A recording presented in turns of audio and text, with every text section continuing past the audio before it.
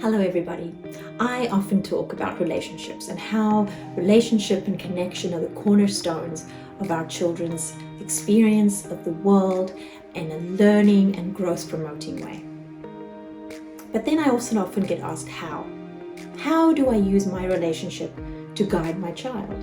How do I do that when my child ignores me, hates me, runs away whenever they see me, hates every suggestion that I make? And you might get that you're supposed to go slow and guide your child in positive engagements, but go slow doing what exactly? My name is Tanya Kemp. I'm a clinical counselor and a consultant for parents of autistic children and an educator of teachers of autistic children. Knowing how to interact with our children in relationship will depend on how well we know our children as individuals. We cannot come to the relationship with our own expectations of how things should be, and we need to come to a relationship with curiosity about where our child is at and what they're experiencing in that moment in time.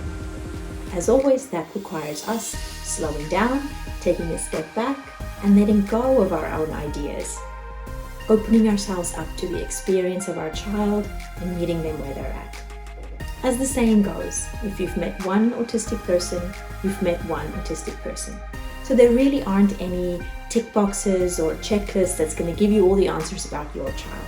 You might have a PDA child who has extreme anxiety in the face of any demands, who experiences the world essentially as an extremely unsafe place. You might have a child who's really just in their own world and not really interested in engaging with your proposals or your ideas for things that you can do together. You might have a child who really wants you by their side all the time, but really doesn't have the ability to include you. They control the engagement fully and completely, not really giving you the feeling that you guys are jointly engaged in this. All of these examples indicate children who are focusing on their own interests because that's how they're wired and that's how they prefer to interact. The first thing to remember is that our children are wired to engage with things that they find interesting. So paying attention to where your children's attention and interest goes will go a long way in helping you to connect with them in that place. Secondly, a child will find it difficult to engage with you in an interaction or be in relationship with you when they're not feeling safe. We might feel like a child should feel safe when they're with us as parents because we're the ones who have their back and we're the ones who are there for them whenever they need anything.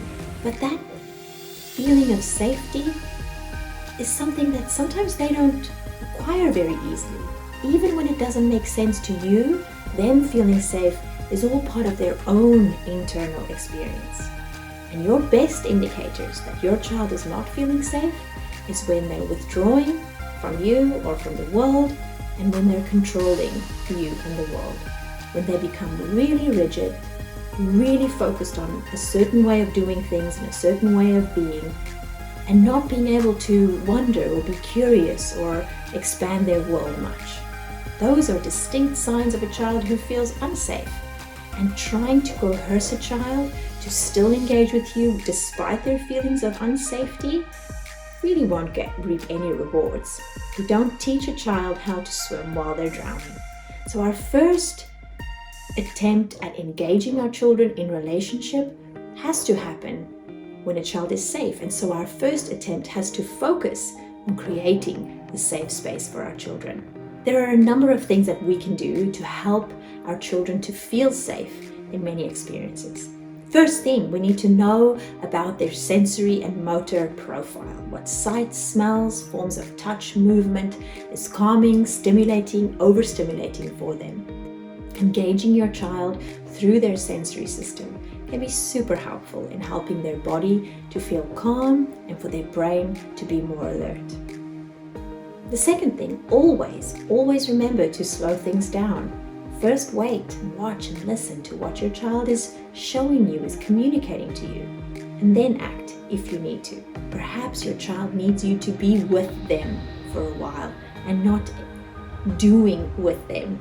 Simply being instead of doing can for a while be the safe place. Remember to quiet things down and not use so much language. When we're talking a lot, we're creating a huge verbal processing demand for our children. They have to work harder to be with you. And for a child who's already struggling to take language in and make sense of it, that's adding a demand when they're perhaps already overloaded. And so the shutdown and the withdrawal is understandable when you're overloading their system. Use less language. Always err on the side of caution. Wait for your child to pay attention to you. Check for their signals to be ready to communicate with you. And when you do communicate, be very purposeful with your language. Don't repeat, rephrase, keep saying things in different ways over and over again. Wait for your child's attention. Speak when they're paying attention to you. Keep your words to a limit, and then wait. Wait for their response. Wait for them to interpret what you've said. Wait for them to, of their own volition, come up with a response again.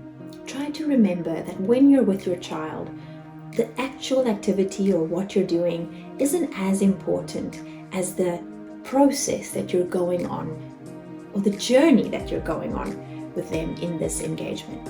For example, if you're working on a project together, if you're building a Lego set, or if you're creating art together, or if you're baking together, don't focus so much on the end product, on getting there in the quickest and most efficient way with least mess and least complications.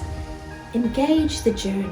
Be curious about the different aspects of every interaction that you have with your children. Think about the moments that you can share on that journey within that process, instead of just trying to prompt and rush your child along to get to the end. As you create space for your child to communicate with you in a way that makes sense to them, in a way that gives them time to really be thoughtful in terms of how they interact with you, you're making it much more likely for there to be a dynamic back and forth between you and your child. This is a really rewarding feeling for a parent, but it's a really important learning experience for a child. We learn how to be in a dynamic world by being engaged in dynamic back and forth interactions with our primary caregivers first. Our friendships, our relationships with teachers, our relationships with employers later depend on our ability to be comfortable with working with what somebody's offering in an interaction and responding to that in a spontaneous way, as opposed to a scripted way or not responding at all. So you can see how in the smallest moments, in the briefest interactions, in the seemingly meaningless things that you might do together, you can create opportunities for growth when you're truly connected with your child and you're truly creating those opportunities for there to be a back and forth between the two of you.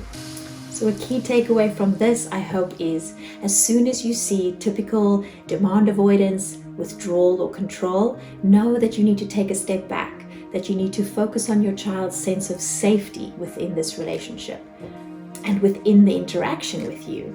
And then start there. Start with safety and build from there. If you want more help and advice, tips and resources on how to engage your child and how to strengthen your relationship with your child so you do create an environment in which your child can engage with the world in a growth-promoting way, in a meaningful way, in a way that helps them to develop their sense of self and their identity, have agency and autonomy in terms of how they interact with the world, then click on the link and join me and many others in that conversation.